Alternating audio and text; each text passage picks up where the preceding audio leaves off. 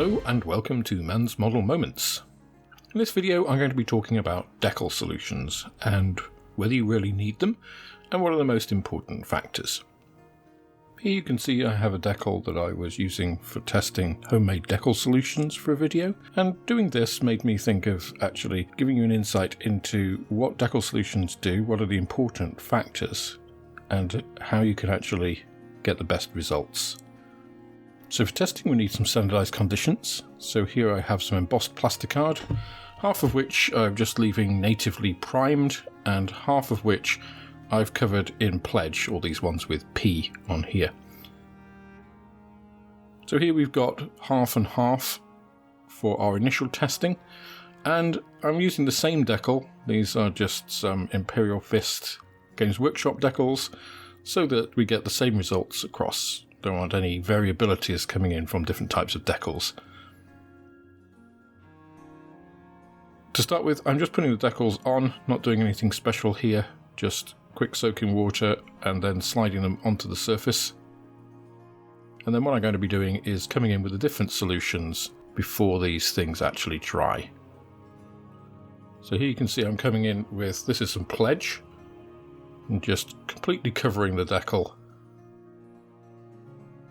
making sure that we've got good coverage over the entire chit, and I'm going to be doing that with each of these solutions I'm going to be using here. So that was on the native unpledged surface, this is on the equivalent pledged surface. So again, just making sure we've got good coverage overall here.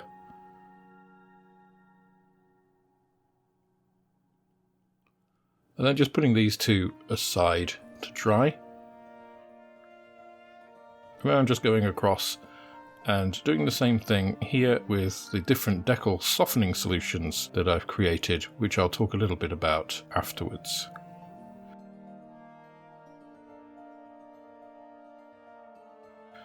Got the controls, which are untreated, just moving those across and just going off and finishing off all of the treatments on these decals here.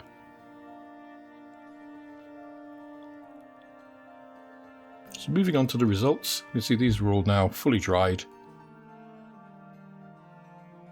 And we'll start off with the control. So this is just the decal placed on the untreated surface. And you can see we've got a bit of silvering. Hopefully you can see that in the close-up here. And actually the decal's starting to peel up at the edges. We don't have very good adhesion around there, and it's quite obvious that this is a decal on the surface. Going across now to the one that I've pledged, you can see we've got much better adhesion. So we're seeing that we've actually got the decal pulled down into some of those ridges of the bricks, and we don't have those problems at the edges. So to show that a little bit better, I'm going to be using an oil wash that I made in this video, just linked above.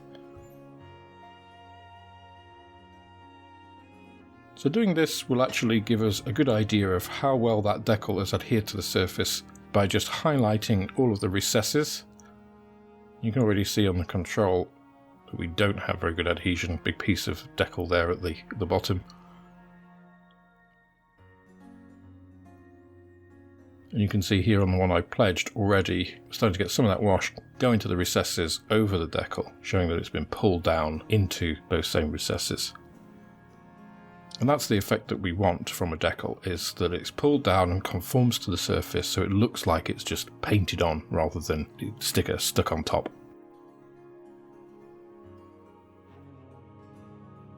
So here you can see after these have dried, I've just gone over with a cotton bud just to wipe off the excess off the tops, which will highlight the contrast. So taking a close look at the chits here, this is the control. As you can see, quite a lot of silvering. You can see the edges here actually slightly raised, haven't really adhered down to the surface. Where we have the recesses, this shading is really caused by the wash running underneath and staining rather than being on top. And if I compare that to the control where I actually put pledge down first, you can see we do have it a little bit better conforming to the surface, and we don't have those problems at the edges.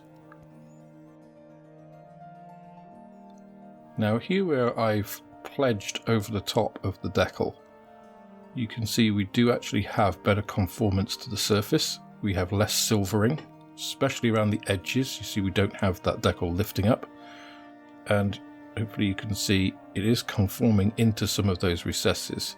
So you can see we've pulled the wash down into those. So we are getting that much better look. Now if I bring in the same chit here that I pledged underneath first, you can see we've got an even better adhesion down into the recesses.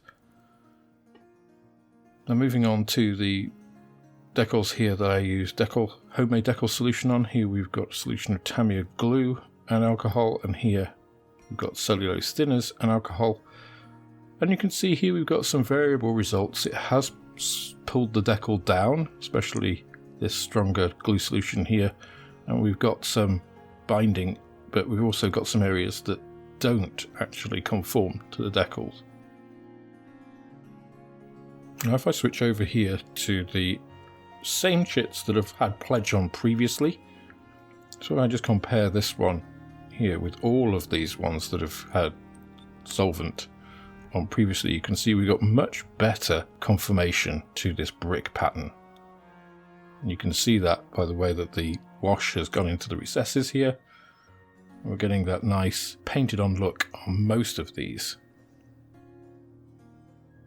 So we can see that actually the surface preparation is much more important than the solutions we're using here. And actually overuse of the solvent, here is one previously that I've used with a lot of softening solution without setting solution, actually dries and peels the decal, so it's counterproductive. So in fact here you can see at the bottom where I've actually prepared the surface, I take this chit here, which is actually the most dilute solution compared to the most concentrated, and in each case the least dilute concentration of that sort of aggressive agent is actually producing just as good results as the more concentrated one, because it really is that combination between the softening solution and the setting solution and the surface that's producing these results. Even where I've got just the pledge by itself, I've got good results. So that shows you that the softening solution by itself is really not achieving that much. It really is the setting solution that is most important here, in combination with that good, smooth surface. And again, that can be achieved by a solution like pledge, creating that smooth finish. So just to compare that with industry standard, I've got the same prepared chits, the unprepared and the pledged, same decals, and in this case, I'm actually going to be using a couple of solutions. So the first test is just a 50-50 solution of water and white vinegar. The second, I'm going to be using microset, which is kind of the industry standard. The third, I'm going to be using the vinegar solution together with microsol. And then the fourth will be microset and microsol together, which is kind of the gold standard, if you like, commercially available solutions. So here I'm just applying those decals exactly as they are supposed to be. So I'm just using the vinegar solution on both of these here. And just after washing the brush out, using the microset to put these decals on.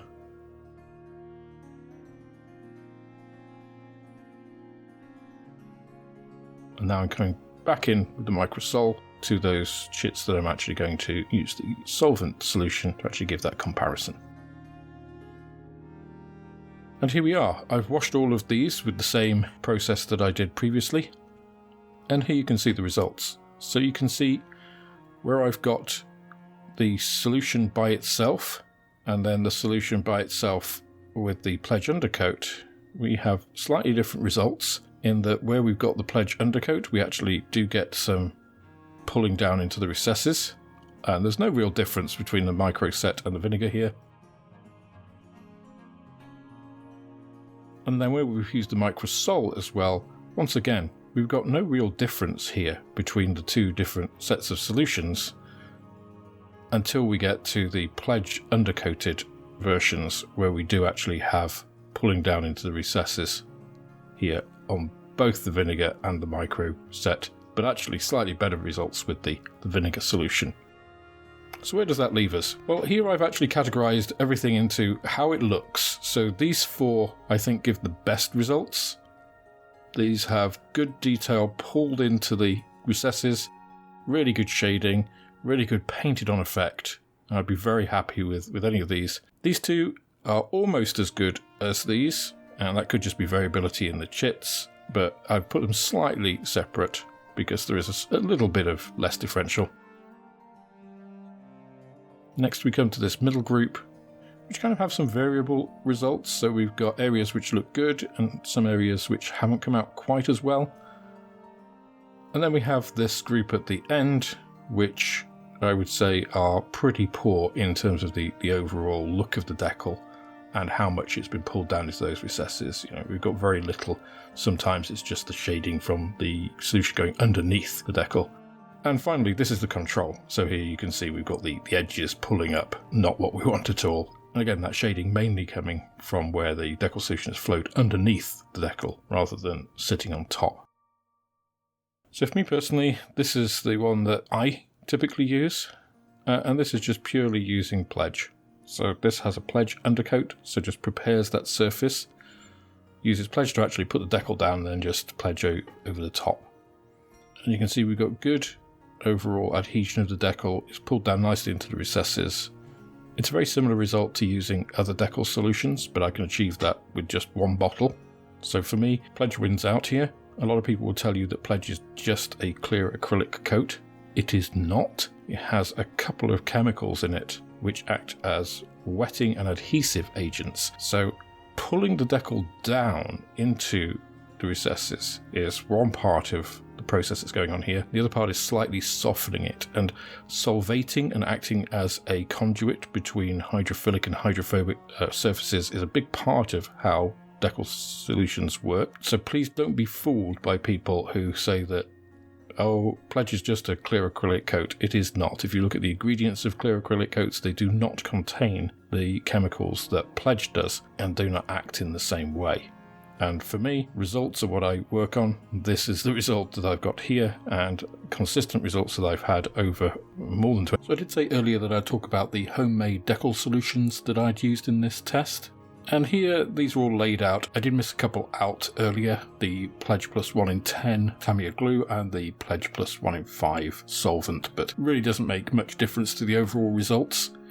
Everything in white text here had a pledge base coat, followed by the solvents, whereas everything in yellow was just a native primed base. So you can see the most important factor here is really having a smooth coat at the beginning, and pledge is great for that.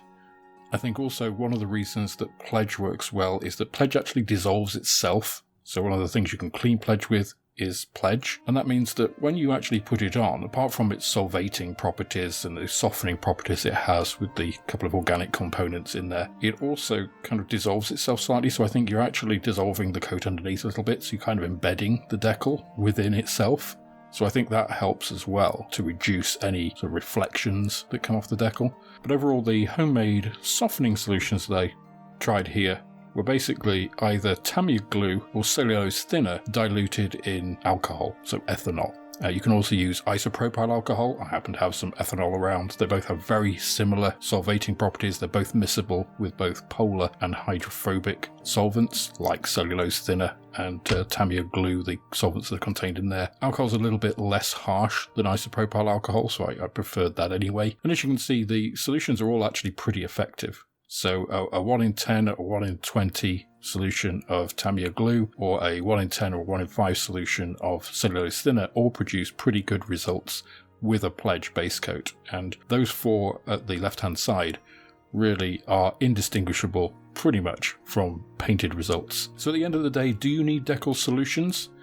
Well, the short answer is no, you don't need to buy proprietary decal solutions. One of the most important factors is having a smooth base coat to apply your decals onto, and then having some form of setting solution. I like pledge.